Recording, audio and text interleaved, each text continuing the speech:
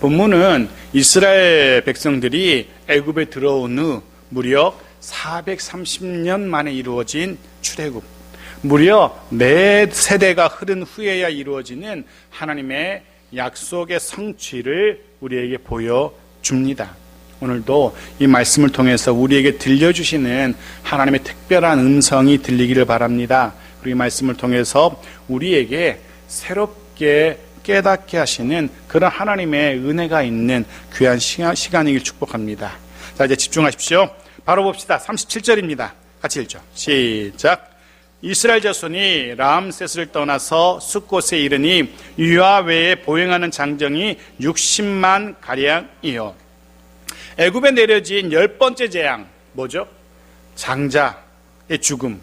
그 마지막 재앙을 마지막으로 하여서 10번째 재앙을 마지막으로 하여서 이스라엘이 드디어 애굽을 나서게 됩니다.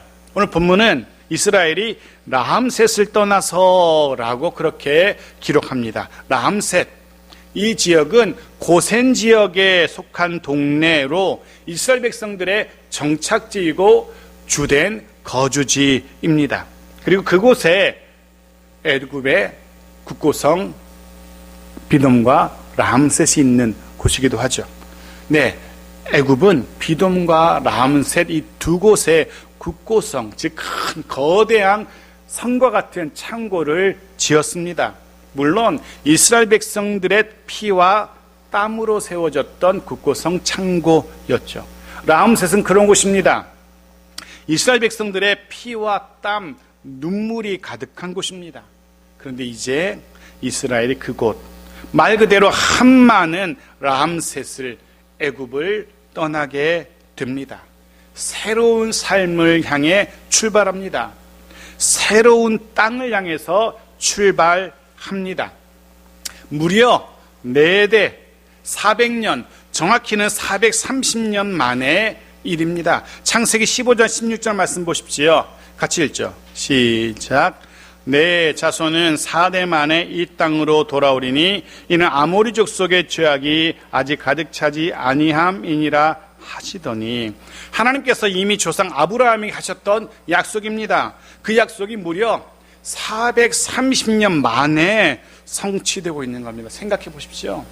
43년도 아니고 4년 3개월도 아니고 43년도 아니고 무려 430년 만에. 어쩌면 그 긴 세월을 애굽에서 지내온 이스라엘은 애굽을 나간다는 것 생각지도 못했을 겁니다. 애굽에서 노예로 태어나고 살고 죽어가는 그런 삶을 당연한 것으로 여겼을 겁니다. 하나님이 조상 아브라함에게 하셨던 그 약속 따위는 기억도 못하고 그렇게 하루하루 분주한 바쁜 고된 삶을 살아가고 있었을 겁니다. 430년, 그럴만도 합니다. 그 약속이 잊혀질 만도 합니다. 그렇지만 하나님은 아니었습니다. 그 430년 그 긴 시간 동안 하나님은 그 약속을 기억하고 계셨고 드디어 그 약속을 이루시는 겁니다. 많은 걸 생각하게 합니다. 분명한 것 하나는 비록 더딜지라도 하나님은 약속하신 것 반드시 이루시는 분이란 사실, 그것을 우리가 깨닫게 되었습니다. 그렇습니다. 그렇다면 주님께서 저와 여러분에게 우리에게 말씀하신 약속하신 그 은혜와 복, 그것도 반드시 분명 이루실 겁니다. 그러기에 믿음이 필요한 거죠. 그러기에 믿음으로 또 때로는 인내로 그렇게 하나님의 약속의 성취를 기다리며 살아가는 그런 우리들 이겨야 될 겁니다.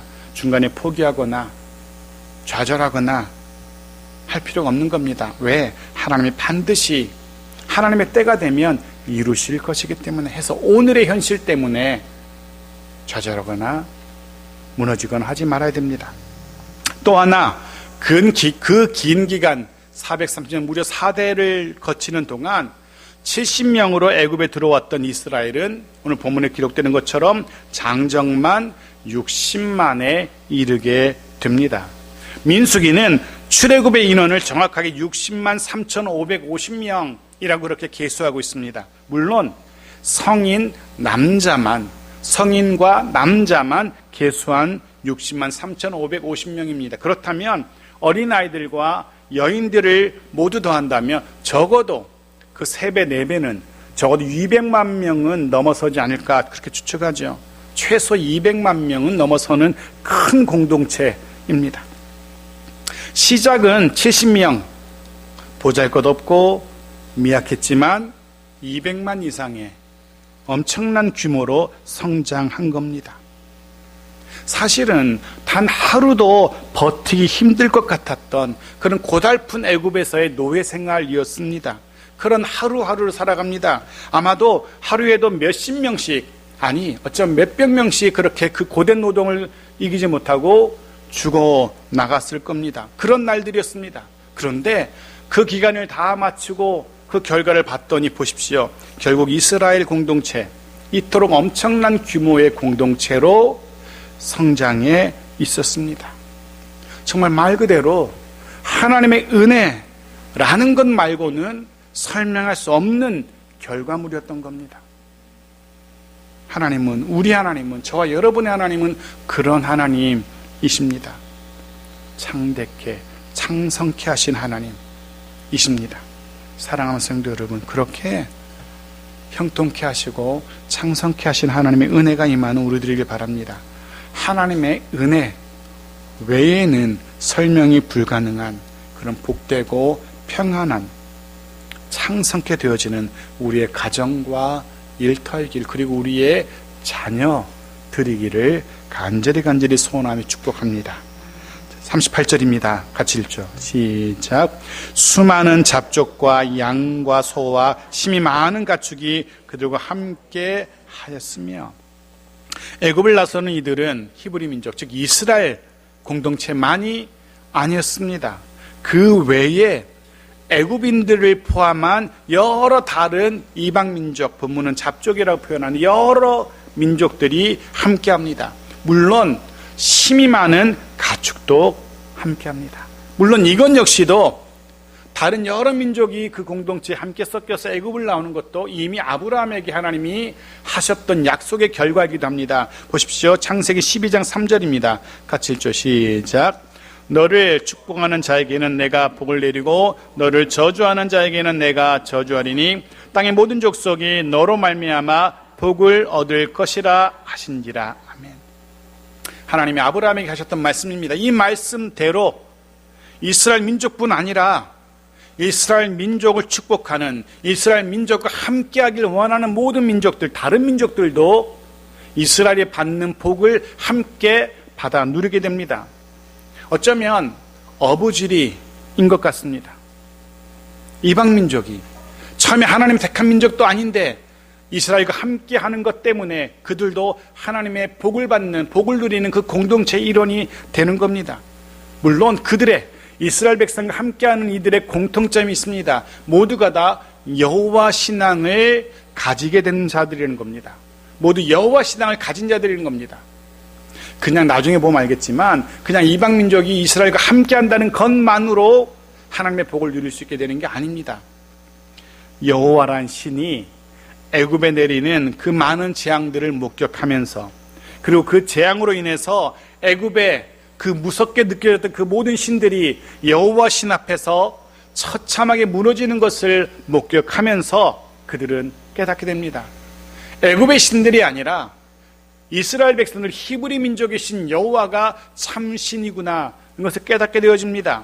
그래서 그들도 심령으로 여호와가 참 신임을 고백하게 되죠. 해서 그 여호와를 섬기는, 그 여호와가 돌보는 이스라엘과 함께 하기로 한 겁니다.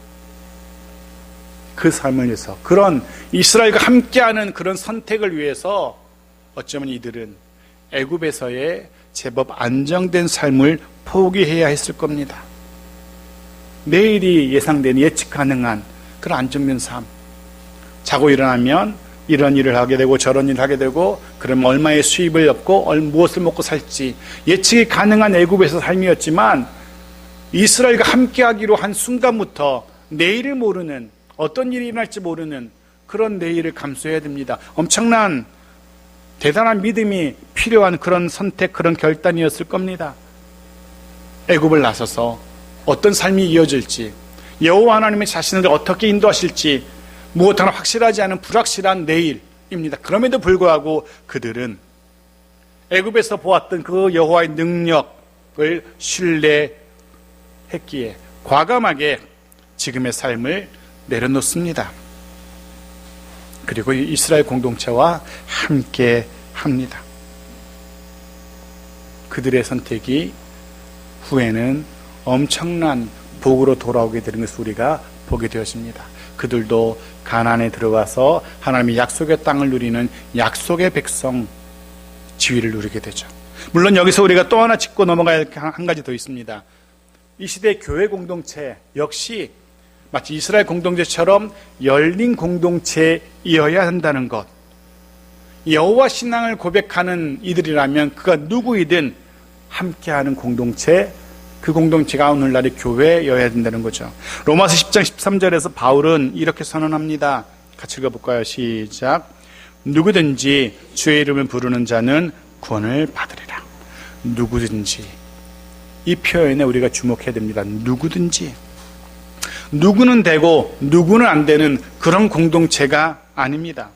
누구든지 예수를 주로 시인하는 이들이라면 함께하는 공동체이어야 됩니다. 많이 가졌든 그렇지 못하든, 많이 배웠든 그렇지 못하든, 건강하든 그렇지 못하든, 예수를 주로 고백하는 이라면 하나 되는 그런 공동체, 받아들이는 그런 공동체여야 됩니다. 생각이 다를 수 있습니다. 취향이 다를 수 있습니다. 식성도 다를 수 있습니다. 그럼에도 불구하고 예수를 주로 고백하는 이들이라면 다 하나로 섞여서 어울리는 그런 공동체, 그게 교회 공동체입니다.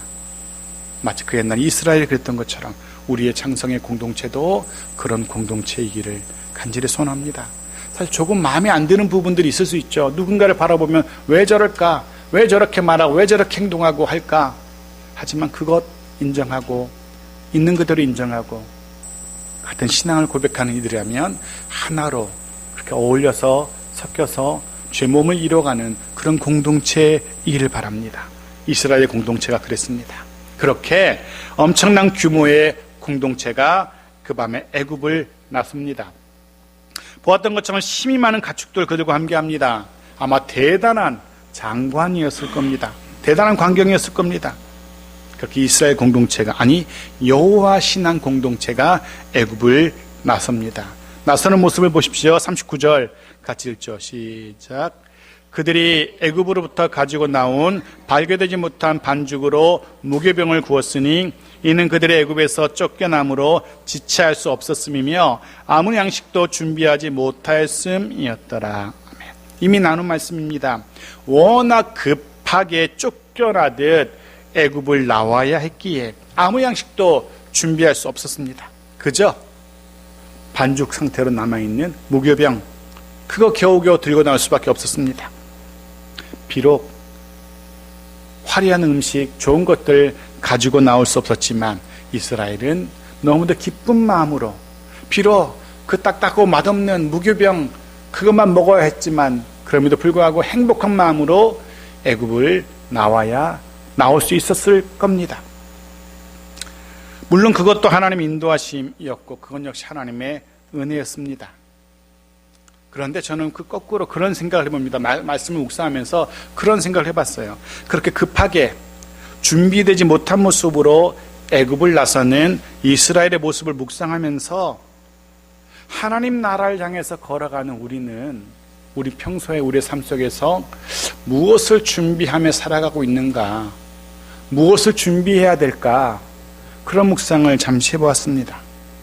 분명 주님께서는 주의 성령은 우리에게 날마다 깨어있으라, 준비하고 있으라 라고 우리에게 말씀하시죠. 어느 때에 오실지 모르는 우리 주님의 재림을 기다리면서 깨어있고 준비하는 삶을 살아야 된다라고 가르치신 주님이십니다. 그렇다면 우리는 무엇을 준비해야 하는지, 어떤 준비를 하고 계신지 그런 생각들을 한번 해보게 되어집니다. 떠오른 말씀이 있습니다. 로마서 14장 17절 말씀이었습니다. 같이 읽죠. 시작. 하나님의 나라는 먹는 것과 마시는 것이 아니요 오직 성령 안에서 있는 의와 평강과 희락이라. 성령 안에 있는 의와 평강과 희락이라. 그런 말씀을 깨닫게 되어집니다. 성경은 우리가 준비할 것이 먹는 것, 무엇을 먹을까? 마시는 것, 무엇을 마실까? 무엇을 입을까? 이런 것 아니라고 말씀하고 있는 겁니다.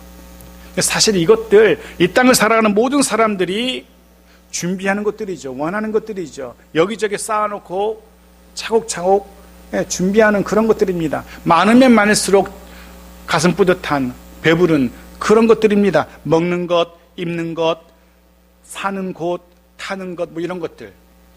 많으면 많을수록, 많이 준비하면 준비할수록 좋다라고 하고 사람들도 부러워합니다. 그렇지만 성경은 그런 것들을 준비하라고 말씀하고 있지 않은 겁니다. 성경은 우리에게 우리가 준비해야 될 것, 성령 안에서, 성령 하나님과의 관계에서 맺게 되는 의와 평강과 희락이라고 말씀하십니다. 늘 성령 하나님과 함께하는 삶을 통해서 의와 평강, 희락을 준비하는 그런 우리의 삶이어야 된다라고 성경은 우리에게 도전하고 있는 겁니다. 성령 하나님께서 허락하시는 의와 평강과 희락, 그것을 누리는 삶, 그런 삶을 살아가라고 우리에게 말씀하고 있는 거죠. 그러면 되는 겁니다. 다른 거, 뭐 대단한 입을 것, 마실 거 챙길 필요 없는 겁니다. 그거 다 놓고 가는 거죠. 그건 뭐 입고 지고 갈 수 없는 거지 않습니까? 우리가 준비할 것, 먹을 것, 입을 것, 그런 것이 아니라 의와 평강과 희락이라는 것. 사랑하는 성도 여러분, 저와 여러분의 삶이 성령 안에서 그런 의와 평강과 희락을 누리는 그런 삶이기를 간절히 소원합니다. 해서 주님 오시는 그날, 주님 나라에 서게 되는 그날, 잘하였도다 착하고 충성된 종아 라고 칭찬 듣는 그런 저와 여러분이기를 간절히 소원합니다. 자, 41절입니다. 같이 읽죠. 시작. 430년이 끝나는 그날에 여호와의 군대가 다 애굽 땅에서 나왔은즉. 보십시오. 그날 애굽을 나서는 이스라엘 공동체를 성경은 이렇게 표현합니다. 어떻게 표현하죠? 여호와의 군대가, 여호와의 군대라고 표현합니다. 이 표현이 우리가 이미 살펴본 적이 있죠. 이미 살펴본 적이 있습니다. 기억되살려 보겠습니다. 출애굽기 7장 4절입니다. 같이 읽죠. 시작. 바로가 너희의 말을 듣지 아니할 터인즉 내가 내 손을 애굽에 뻗쳐 여러 큰 심판을 내리고 내 군대 내 백성 이스라엘 자손을 그 땅에서 인도하여 낼지라. 근데 이미 하나님께서는 모세를 불러서 모세를 애굽에 보내신 그 순간부터, 모세가 애굽에 도착한 그 순간부터 이스라엘을 건져낼 것을 말씀하셨고, 그렇게 애굽을 나오는 이스라엘 백성들을 향해서 여호와의 군대라고 말씀하고 계십니다. 비록 말 그대로 오합지졸에 불과한, 군대와는 너무도 거리가 멀어 보이는, 멀어도 한참 먼 노예 민족의 대이동이었지만 하나님은 그들을 향해서 군대라고 표현하십니다. 실제로 그 밤 애굽을 나서는 이스라엘 공동체는요, 나중에 보니까 제법 군대의 외형을 갖추고 애굽을 출발합니다. 그냥 뭐 우후죽순 난리 그냥 아니고 막 튀어나오고 그런 모습이 아닙니다. 걸음만 나살려라 그렇게 튀어나오는 모습이 아니고요, 이런 모습으로 애굽을 출발합니다. 보십시오. 민수기 1장 52절입니다. 같이 읽죠. 시작. 이스라엘 자손은 막사를 치되 그 진영별로 각각 그 진영과 궁기 곁에 칠 것이나. 애굽을 출발하는 이스라엘이요, 각 지파별로 지파의 깃발 아래 그렇게 행진하는 겁니다. 그냥 뭐 순서 되는 대로 먼저 튀어나가는 사람 순서대로 그렇게 튀어나가는 게 아니고요, 각 지파별로 12지파가 각 지파별로 또 소규모로 편성을 하여서 그렇게 그 깃발 아래에서 차례차례 애굽을 나섭니다. 표현을 보십시오. 막사라는 표현, 진영이라는 표현, 군기라는 표현. 의심할 것이 없이 드러나는 모습은 의심할 것이 없는 군대의 모습입니다. 적어도 그들의 외형만큼은 그럴듯해 보였던 겁니다. 해서 출애굽기 본문은 애굽을 그렇게 나서는 이스라엘 공동체를 아마도 군대라고 표현한 것이 아닐까라는 짐작을 하게 됩니다. 또 하나, 실제로 하나님이 군대라고 표현하신 이 공동체는 광야를 행진하면서 여러 전쟁을 치르게 됩니다. 물론 실제로는 이스라엘이 아니라 하나님이 싸우시는 전쟁이었지만 열방들이 볼 때는 이스라엘이 싸우는 전쟁입니다. 해서 이스라엘은 분명 군대였습니다. 그래서 군대라고 표현했을 수도 있습니다. 그리고 또 한 가지, 이게 가장 중요한 포인트이긴 한데요, 하나님이 이스라엘을 군대라고 표현한 이유는 바로 여기 있습니다. 지휘관이신, 총사령관, 대장이신 하나님의 명령에 따라서만 움직여야 하는 공동체이기 때문에 해서 여호와의 군대라고 표현합니다. 그리고 여호와 하나님의 영토, 하나님의 땅을 정복하기 위해서 거룩한 전쟁을 수행해야 되는 이들이기 때문에 여호와의 군대라고 표현합니다. 하지만 우리가 아는 것처럼 물론 그 밤 애굽을 나서는 이스라엘은 분명히 이런 군대의 모습과는 한참 거리가 있습니다. 그러기 이 표현은 그런 이스라엘을 향한 오합지졸에 불과한 그런 이스라엘을 향한 하나님의 기대를 담아내고 있는 그런 표현인 겁니다. 하나님이 이스라엘을 그런 공동체 되게 하시겠다는 그런 기대와 하나님의 그런 의지를 담아내고 있는 그런 표현인 겁니다. 그리고 실제로 하나님은 광야의 시간을 통해서 이스라엘을 그런 하나님의 기대에 걸맞는 그런 공동체, 군대와도 같은 그런 공동체로 만들어 가십니다.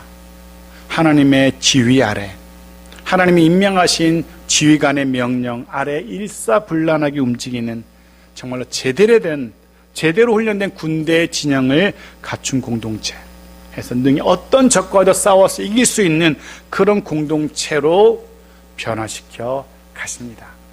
오늘 이 본문은 그런 하나님의 의지와 그런 기대가 담긴 그런 표현입니다. 사랑하는 성도 여러분, 예수 그리스도의 군대, 주의 군대로 부름받아서 이 땅을 살아가고 있는 저와 여러분들이라는 사실을 잊지 마십시오.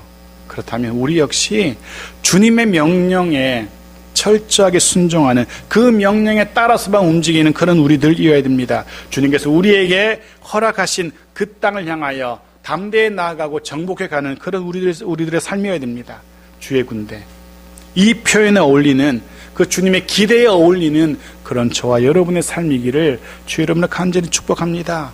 적어도 그리스도인 여호와의 군대, 그 이름에 부끄럽지 않은 그런 우리들의 삶, 우리들의 말과 행동이고 삶이기를 간절히 소원하며 축복합니다. 자, 42절입니다. 같이 읽죠. 시작. 이 밤은 그들을 애굽 땅에서 인도하여 내심으로 말미암아 여호와 앞에 지킬 것이니 이는 여호와의 밤이라 이스라엘 자손이 다 대대로 지킬 것이니라. 여기 또 새로운 표현이 등장합니다. 여호와의 밤. 사실 이 표현은 성경 66권 가운데 이곳에만 딱 한 번 등장하는 그런 독특한 표현입니다. 여호와의 밤. 애굽을 나서는 그 밤을 여호와의 밤이라고 표현합니다. 왜 그날의 그 밤을 특별하게 여호와의 밤이라고 했을까? 여호와 하나님이 계획하신 밤이기 때문에 그렇습니다. 여호와 하나님이 주도하시는 그 밤이기 때문에 그렇습니다. 여호와 하나님의 인도하심이 있는 은혜 가득한 밤이었기 때문에 그 밤을 여호와의 밤이라고 표현합니다. 근데 성경은 비슷한 표현이 한 번 더 등장하는데요, 요엘서에 등장합니다. 요엘서 2장 11절 같이 읽죠. 시작. 여호와께서, 같이 읽죠. 시작. 여호와께서 그의 군대 앞에서 소리를 지르시고 그의 진영은 심히 크고 그의 명령을 행하는 자는 강하니 여호와의 날이 크고 심히 두렵도다. 당할 자가 누구이랴. 여기에는 여호와의 날이라는 표현이 등장합니다. 여호와의 밤, 여호와의 날 비슷하죠. 그런데 전혀 다릅니다.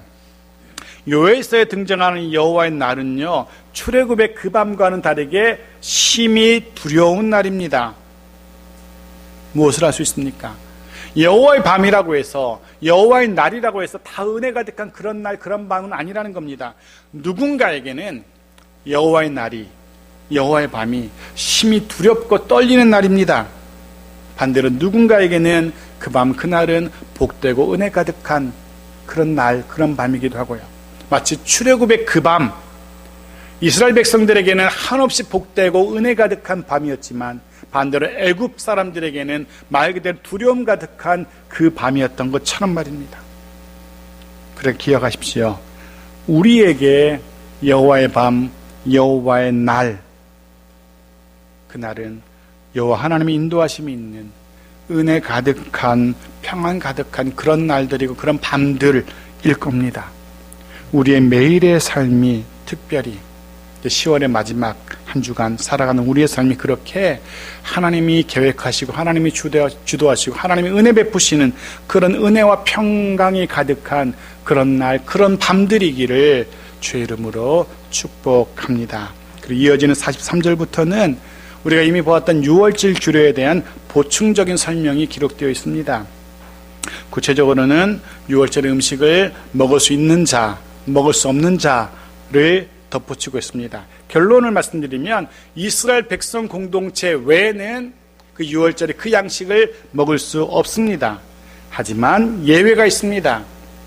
할례 받은 자라면 이방인도 유월절의 음식을 먹을 수 있다는 겁니다. 44절, 45절 같이 읽죠. 시작. 각 사람이 돈으로 산 종은 할례를 받은 후에 먹을 것이며 거류인과 타국 품꾼은 먹지 못하리라. 할례를 받은 후에 먹을 것이며, 아실 겁니다. 이스라엘 백성들에게 이스라엘 민족의 할례는 신앙 공동체, 여호와 공동체라는 증거, 증표였습니다. 즉 이방인이라 할지라도 여호와 신앙을 고백하고 그 증거로 할례를 받는다면 그는 이스라엘 공동체의 일원으로 여겨지게 되고 당연히 유월절 음식을 당당하게 먹을 수 있는 겁니다. 하지만 서두에 말씀드린 것처럼 단지 이스라엘 공동체, 이스라엘 백성 공동체와 함께한다고 같은 공간에 살아간다는 것만으로 그 공동체의 여호와 공동체 일원은 될 수 없었습니다. 당연히 그냥 머무는 자, 거류인 혹은 다른 나라에서 돈 벌러 오는 사람, 품꾼들, 그들은 이스라엘 공동체 안에 살아가지만 이스라엘, 진정한 이스라엘 공동체로 인정받지 못했던 겁니다. 그래서 유월절 음식도 참여하지 못합니다. 이 말씀을 이 시대에 이 땅의 수많은 교회들과 성도들에게 이 말씀을 한번 적용해 봅니다. 그렇게 해석할 수 있습니다. 그렇게 적용할 수 있습니다. 비록 매주일마다 그 이 땅에 많은 수많은 교회에 모여서 예배하는 이들이지만 적지 않은 이들이 여전히 여호와 공동체에 속하지 못하고 진정한 영적 교회 공동체에 속하지 못하고 영적 거류인으로, 영적 품꾼으로 머물다 돌아가곤 한다는 겁니다. 골로새서 2장 11절 말씀에서 사도 바울은 그래서 이렇게 말합니다. 같이 읽죠. 시작. 마지막으로 같이 읽고 말씀 정리합니다. 시작. 또 그 안에서 너희가 손으로 하지 아니한 할례를 받았으니 곧 육의 몸을 벗는 것이요 그리스도의 할례니라. 그리스도의 할례, 우리의 심령에, 마음에 행하는 할례를 말합니다. 영적인 할례라고도 하고요. 구원의 은혜를 체험한 그런 감격적인 체험을 표현합니다. 영적인 할례. 문제는 이 시대에 많은 그리스도인들 중에도 그런 영적 할례를 경험하지 못한, 예수 그리스도의 구원의 은혜를 경험하지 못한 해서 참된 교회 공동체에 속하지 못한 이들이 얼마든지 있을 수 있다는 겁니다. 사랑하는 성도 여러분, 여기 계신 우리 모두 그런 구원의 감격을 누리는 그런 저와 여러분들이기 바랍니다. 매 순간순간마다 넘쳐나는 그 감격을 주체하지 못해서 입술로 또 우리의 삶으로 주를 찬양하는, 입술로 삶으로 예수가 그리스도이심을, 예수가 내 삶의 주인이심을 고백하는 그런 저와 여러분들이기를 간절히 소원합니다. 그리스도의 할례를 받은 정말 구원의 은혜를 진하게 체험한 신앙 공동체 한 사람으로 주님이 베푸시는 그 식탁에서 주님이 베푸시는 그 만찬 누리고 즐길 수 있는 그런 저와 여러분이기를 주의 이름으로 축복합니다. 말씀 정리합니다. 오늘 우리는 우리를 늘 새롭게 하시는 하나님을 묵상합니다. 날마다 새로운 시작을 가능하게 하시는 하나님이심을 묵상합니다. 그리고 그런 새로운 시작을, 그 시작의 약속을 반드시 이루시는 하나님이심을, 한 걸음 더 나아가서 우리의 기대를 넘어서는 수준으로 우리를 창성케 하시는 하나님이심을, 그 하나님이 나의 하나님이심을 묵상하게 됩니다. 바라기는 그 하나님의 이루심이, 그 하나님의 창성케 하심이 우리의 삶에 약속 그대로 적용되어지는 그런 삶이길 축복합니다. 우리의 가정이, 우리의 일터가, 교회가 약속대로, 말씀대로 창성케 되길 축복합니다.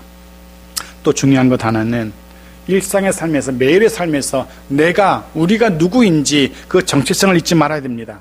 그래서 예수의 선한 군대로 대장이신 예수 그리스도의 인도하심을 철저히 순종하며 살아가는 그런 저와 여러분의 또 한 주간 남은 삶이기를 간절히 소원합니다. 그로 인하여서 하나님께서 우리에게 약속하신 그런 은혜와 복 누리며 살아가는 정말 영육의 강건함을 누리며 살아가는 주님 주시는 참된 샬롬, 평안을 누리며 살아가는, 어쩌면 우리의 또 한 주간 외부적으로는 힘겹고 여전히 힘겹고 고민 많고 그 눈물 많은, 한숨 많은 그런 삶일지 모르겠지만 우리 심령 그 깊은 곳에서 참된 평안을 맛보며 그것을 누리며 살아갈 수 있는 그런 우리들 모두의 또 한 주간의 삶이기를 주의 이름으로 축복합니다. 아멘.